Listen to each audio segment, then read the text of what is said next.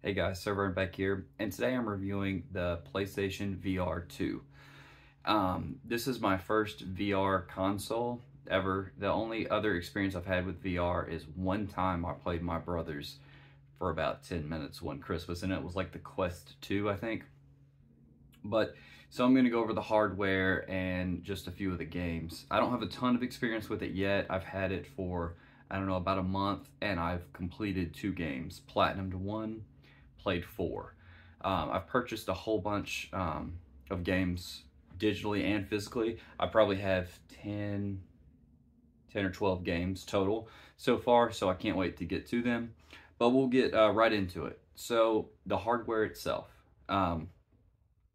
Let's just say I bought one unit, got it home, super excited, bought it from PlayStation's website, PlayStation Direct.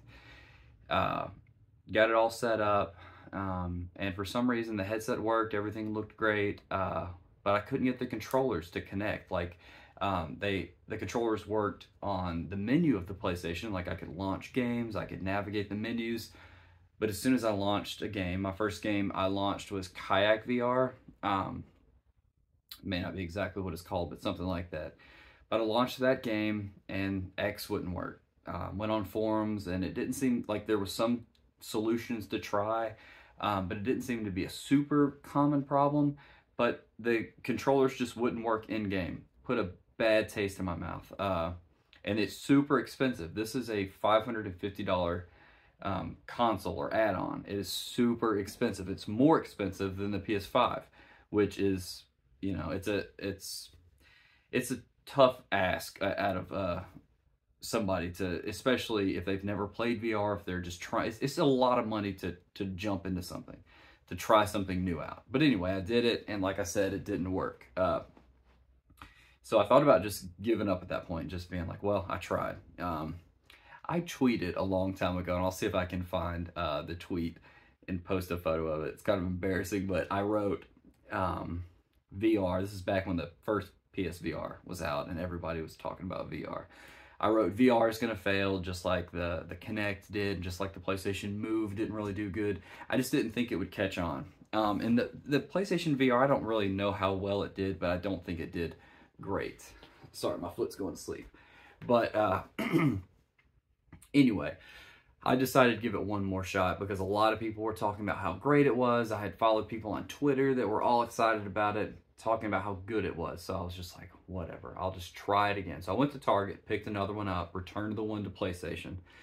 PlayStation offered to have me send it in for free, of course, and then pay for all that. But I'm not sending a brand new $550 console in to get repaired. It should come working. Anyway, the second one, plugged it up. You can see it's sitting here. It's under, I keep it in this little case, but it worked perfect. Not a problem. I guess I just got a defective controller. I don't know.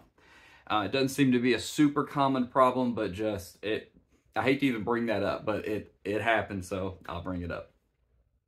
After that, I wanted to, you know, I played like 3 or 4 games and I was going to review it then, but I decided to beat a few games and really get some hours into it. So, you know, let's go over the controllers. They're called the Sense controllers. You've got 2 of them. Obviously, they come with wrist straps. You hold them. They go around your hand. Like some units, I saw the Quest 3 doesn't have anything that goes around your hand. Some do, some don't. I've seen complaints online that some people's hands are too big. Mine, I've got like below average hands for a male, I guess.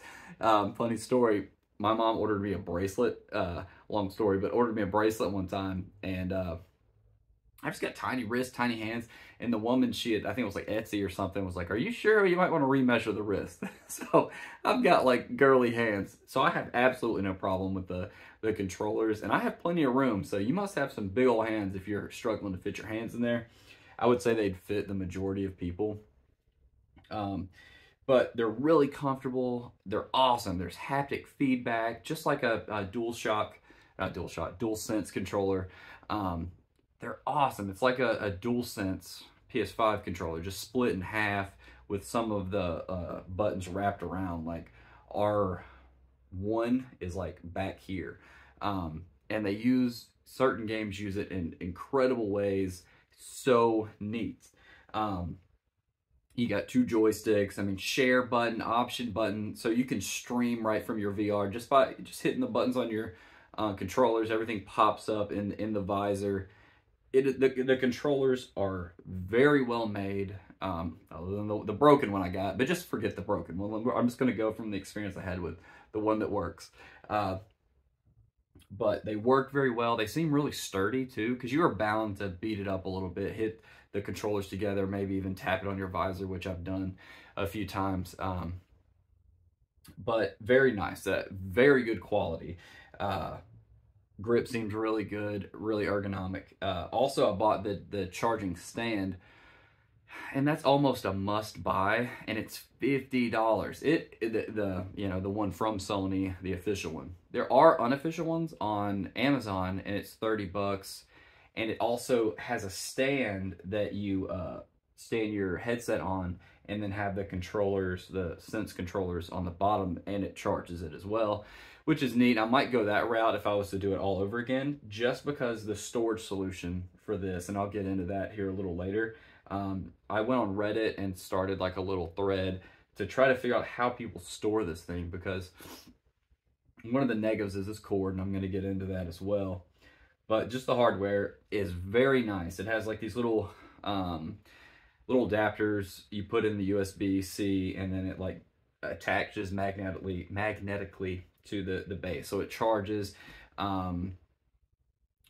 The controllers, while we're on that issue or that subject, one issue that you might run into is the battery life of the controllers is about, I would say about 4 hours, maybe a little less. I would say 3.5 to 4 hours, which is a long game session in VR, because you get tired, you're moving around a little bit. So I would say that's sufficient. Some people might not think so. The longest game session I did was like a little over 2 hours, 2 hours and 15 minutes. And I was, that's a long game session, even for a sitting down normal game. And I still had, an hour left at least of my controller. So I think it's fine for me. I don't think I'll ever go like, if my battery dies and I'm still playing, I'll be like, it doesn't take but an hour, a little over an hour to charge them. So go take a break. It's not that big a deal to me, but keep that in mind, about 4-hour battery life for the Sense controllers. What else can I say about them? Of course, it's got the, like I said, the wrist strap so you don't drop or throw them. Got every button a PS5 controller has. So very well made, nice. Let's get to the visor. So you'll see, you can watch full videos about like how the visor works, and as soon as you turn it on, the setup for the system is it's so easy. It's although it has one cord, you just plug it in and that's it. That's all you do. It walks you through it on the screen. It's even easy to switch between person. It's got like 3 buttons. So one to loosen the back, one button to move the visor, or actual, whatever you call it, the lenses, closer or further away from your face, and one button to dial it in. That's it. It takes, 30 seconds to get it ready for you. If you switch it, like if I let my wife wear it, she's got a slightly different shaped head, so it takes her just a second, and boom, it's done. It's got a little thing, it shows where your eyes are looking. It's got eye tracking to where like you can look and do things with your eyes that is incredibly accurate. It is so neat. And certain games use that. Haven't seen this yet, but certain games will render where you're looking at a higher fidelity than what's around you, which is super interesting. So if you're not looking at it directly, you can see it in your peripheral. The peripheral won't be it won't look as good, but it doesn't matter because you're not looking there. So it makes what you're looking at incredibly clear, 4K visuals, HDR, OLED screen. It is so nice. Like it is so nice. Like compared to the Quest 2, that's the only other one I have it to compare to. It is so nice. It does have a cord though. That is one huge negative that I don't think the cord is negative. I wish that the cord could be detached and replaced, because eventually the cord is the thing that's going to cause you issues. You know how like you wrap up a extension cord or something and it kind of messes up? I feel like this one might do that eventually. Hasn't done it yet, of course, because I haven't had it long enough. But what I usually do is I wrap it up a little bit, not super tight, about that, and put it in the case with it. But if I'm using it over and over, I'm not going to do that. I just kind of tuck it in under here, and then put both ends, or the end of it, in the case with it. So it's not a problem. So that's kind of the way I've been storing it. But I wish that Sony sold like an official like place to set it or something. I guess you could just set it on here, but this comes with a cover, like a dust fingerprint cover for the lenses themselves, so they don't get scratched during storage. This can store the controllers as well. So I just went ahead and bought this, but I did purchase off Etsy a 3D printed thing where I can hang it. Hang the visor like on the wall. I don't know how that'll work, but I could just leave the cord out all the time, leave it back there, and that's probably what I'll end up doing, is use this case for if I ever travel with it, which I doubt I ever will. But anyway, the headset itself is crystal clear. It's like I said, 4K, 120 hertz. You can use this as a screen. You can watch movies on it, play any PS5 game on it. Just use it as a television screen. You know, if you don't have a HDMI 2.1 compatible TV, this can do play Call of Duty or whatever game you want to play at 120 hertz. You can do that. I probably wouldn't, because I had that TV, and also the headset is very comfortable. Let's get to that. How comfortable is it? Well, it's very comfortable. Last night I played a game for over 2 hours. No problem. 2-hour sessions don't bother me at all. It's not very heavy. I guess it does a lot of the computing in the PS5 itself. That's why it's so powerful, because it hooks up to the PS5. PS5 is required. So this is not just the PSVR2 is $550. No games. And of course you have to have a PS5. So you're looking at about $1,000 to play this system. It is a lot of money. Is it worth $1,000, or is it worth $550 if you already have a PlayStation 5? If you can afford it, yes. If you know, if your budget, if you would be broke and couldn't afford much if you bought that, then no, just spend the $550 on video games. There's 1,000 PS5 games that are amazing. Get a bunch of games. But I had never gotten into VR. I tried like 1 or 2 games. One, just you walk down a plank on my brother's Quest 2, and it's pretty neat, you know, and I'm just like, I don't know. But it truly puts you in a different world. You play games in a different way. It is worth it for me. I'm definitely going to play it. And that's one of the huge concerns that I had was, it looks neat, right? But is it $550 neat? Am I going to put enough time into this to justify the purchase price? So that's what I was worried about, really worried about. Because another negative is it doesn't play PSVR1 games. So the games, it came out with like 30 games at launch. It's been out for 6 months. I got it right at the 6-month mark. But now it's got like if you go to the store, it's got over 100. You can, you know, just look at PSVR2 games. It's got over 100. I think it's like 111, 115, something around there. Not all of them are AAA titles. In fact, very few are, but there's a ton of games. Some of them are just like arcade games. So, you know, there's the headset, 4K, HDR, OLED screen, 120 hertz, beautiful. It's got haptics in the visor. So like certain things happen, like if you get shot in the head, it will vibrate the visor. It comes with headphones too, like that are kind of like built in and can be stored on the side. I use my Pulse 3D headset just because I prefer things on my ears rather than in. But if you'd like them in, it also has the 3D surround sound. So you are immersed. It does a very good job of blocking out the light. You are in that world. You have 3D sounds. You feel vibrations on your head and your hands, haptic triggers. Amazing. It is an amazing. And you have trophy support in VR, so you can play games in a new way, earn trophies while experiencing either brand new games or older games in new ways, like Gran Turismo 7. I haven't tried that yet in VR, but they say that's amazing. Resident Evil 8. I just beat Propagation Haunted Hotel. Let me make sure that's what it's called. But there are a number of different games. In horror games, yeah, Propagation Paradise Hotel.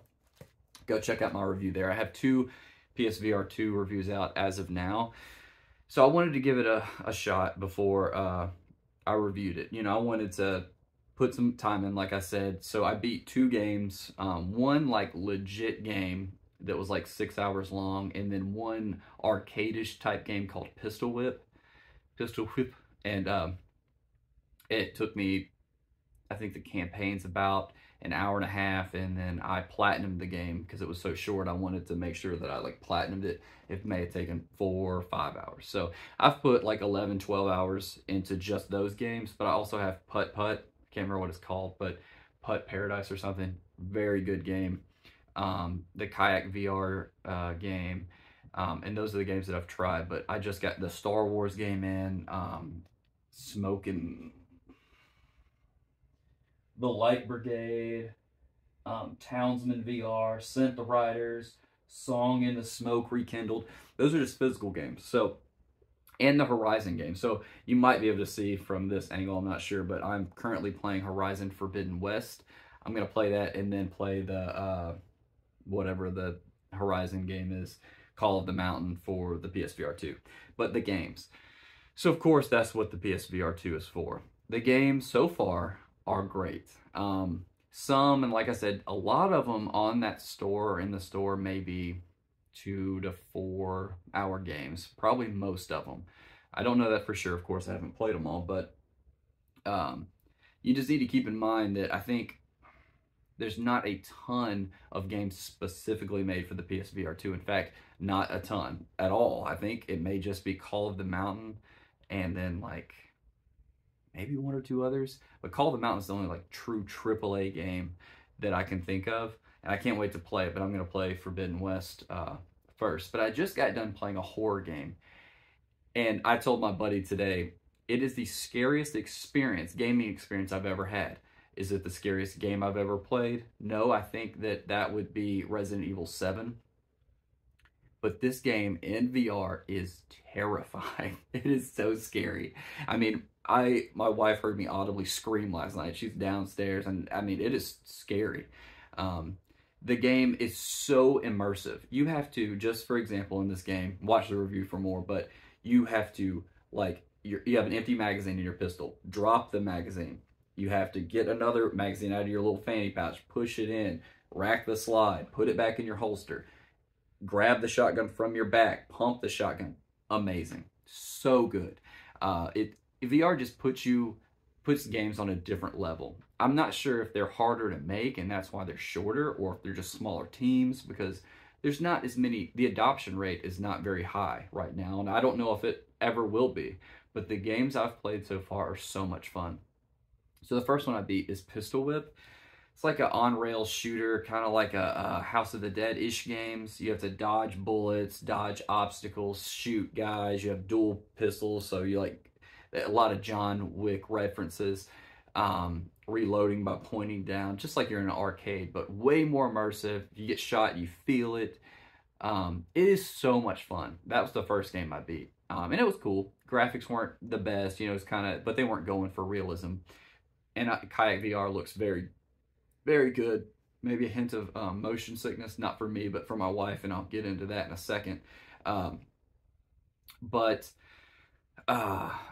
Some of the games look incredible, like that VR game looks so good, just so peaceful, just paddling around. But then I played Propagation Haunted Hotel, and that game blew me away.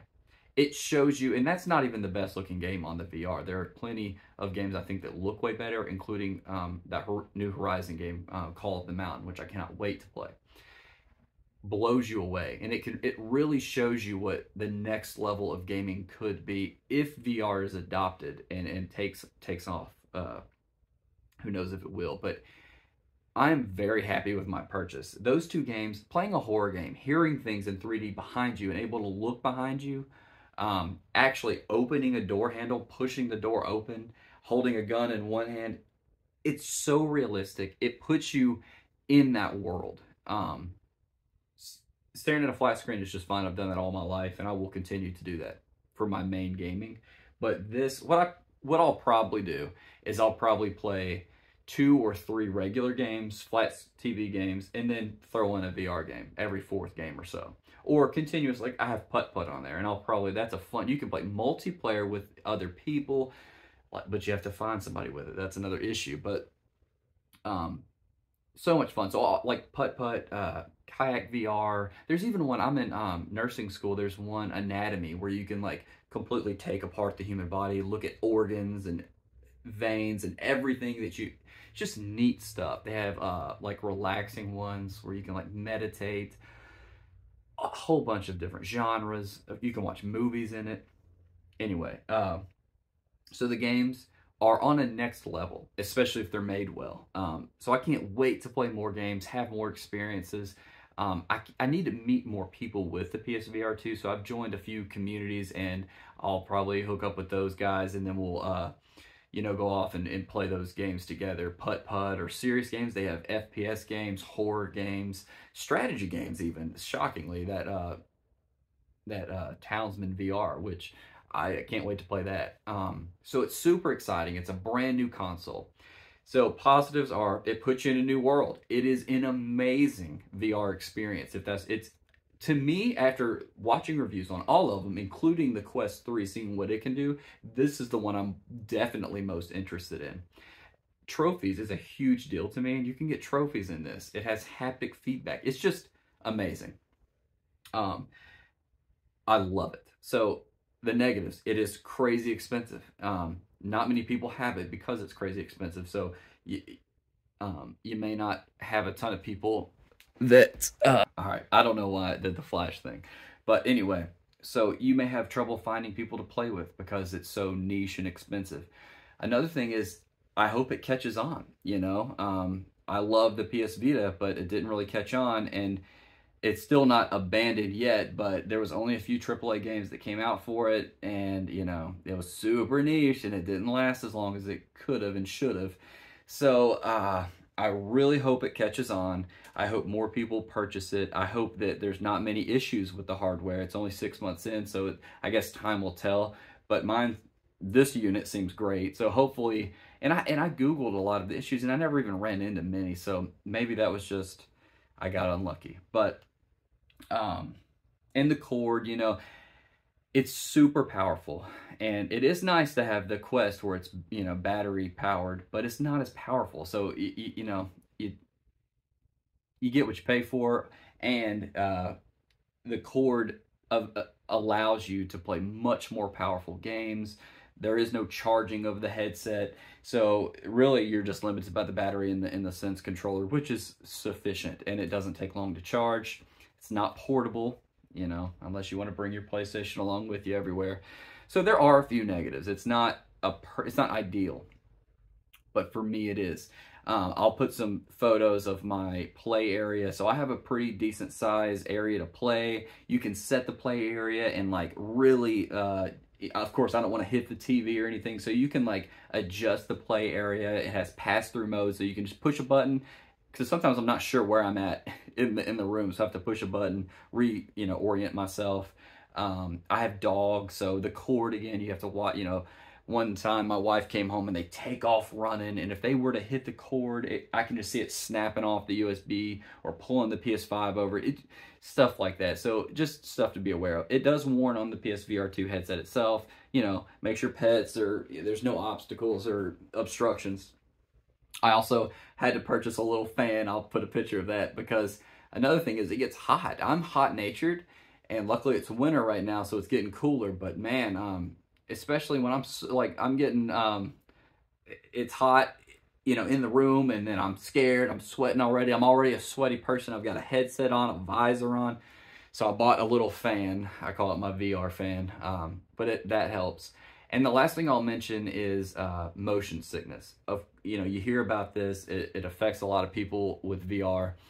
And the first few games I played Kayak VR, did not make me sick. But my wife played it and was down laying in the bed and felt sick till she went to bed. So it can affect different people. So that didn't affect me. Putt-putt, heights freaks me out a little bit. So you know how, like, when you look off a balcony in a hotel room, that's the way I'll feel. Like I felt that way, you know, but not motion sick. I'm like, whoa, that's high. So putt-putt didn't make me sick. The shooting game pistol whip, where you're just dodging and stuff's coming at you, didn't make me sick. What made me sick was Propagation Haunted Hotel. You can walk with this joystick and just walk back, left. You can go you can move anywhere. When you're doing that, but you're looking this way and it feels like you're really walking and you're not, that's what will mess my stomach up. So the second time I played that, I figured out you can walk and run in any direction with that joystick, rather than, they have a solution for it, but I was running through doors and whatever, and about an hour in, I thought I was going to throw. I felt so sick. I had to take it off. I was sweating. I did not feel good. Then the next time, the longest PlayStation I ever didn't get sick once. I just used, the flash is back on. I guess it's overheating. But I just used, you can hold back and it'll like put a little icon and you'll portal there. If you need to run, you do a different direction and you'll run there. So I guess they realize that people get sick and they use that to prevent it. And it works fine. So they keep that in mind. There's things that they implement, both the hardware, I think, and the software, that help reduce motion sickness. And that's another fear of spending that much money, and then you could get sick from all your games. I recommend trying it somewhere, any VR, and just see what you think. If it makes you sick, you know, I don't know, maybe there's solutions out there for you. It doesn't, other than that one game that I've played out of 4, I figured it out. And if I start to feel like that, I'll just take the headset off and then either switch the settings in the game or just work out another solution for me. Maybe not play that game. But so far, I love it. I do recommend it. If you got a spare $500, or that might be your big Christmas present. That's a big Christmas present, but maybe that'll be your big Christmas present one Christmas. I really wish they would include a game, though. That would have made a big difference. Maybe a collection of like 2 or 3 games, or something easy like the game that came with the PS5, Astro's Playroom. Something like that would have been nice. Other than that, it is an amazing piece of tech, and I cannot wait to play it more in the future. If any of you out there want to play any co-op games or whatever, I definitely need people to play with. But that's really all I got. Thanks for sticking it here till the end. Subscribe and like this video. SirVern out.